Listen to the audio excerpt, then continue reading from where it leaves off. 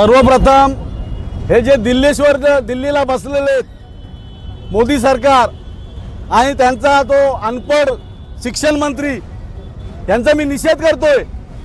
कारण आपण जे विद्यार्थी जे बसले होते हे कशासाठी बसले होते की त्यांच्या न्याय हक्कासाठी बसले होते, पण त्यांना भेटण्यासाठी यांना वेळ नाही।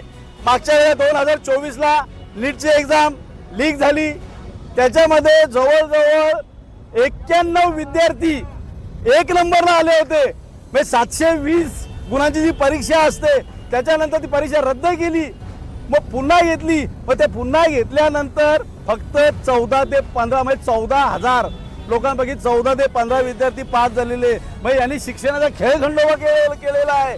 मग ह्या मूर्खाला एवढी सुद्धा अक्कल नाही की विद्यार्थी कशासाठी बसलेले आहेत, त्यांना तिथे जाऊन भेटण्याची वेळ नाही यांना। मी आपल्या माध्यमातून त्यांचा निषेध करतोय। कारण ज्या वेळेला आपल्याला इंग्रजांपासून आपल्याला आझादी मिळवायची होती त्यावेळेला आपल्याला गोळीबार झालं, गोळ्या खायला लागल्या आणि आता आपल्याला शिक्षणासाठी लाठ्या काठ्या खाव्या लागतात। कारण आपण पाहिलेले, आम्ही तुमच्या माध्यमातून पाहिलेले की जे विद्यार्थी बसलेले होते तिथं त्यांच्या डोके फोडले, हातापायावर पट्टे आले, वण आलेले, असा लाठीचार्ज केले। मग ते विद्यार्थी आहेत का देशवादी आहेत, देशद्रोही आहेत हे सुद्धा कळायला पाहिजे। म्हणून मी महाराष्ट्र नवनिर्माण सेना आज कल्याण शहरातर्फे या भाजप सरकारचा आणि खास करून त्या धर्मेंद्रचा निषेध करतोय। मोदी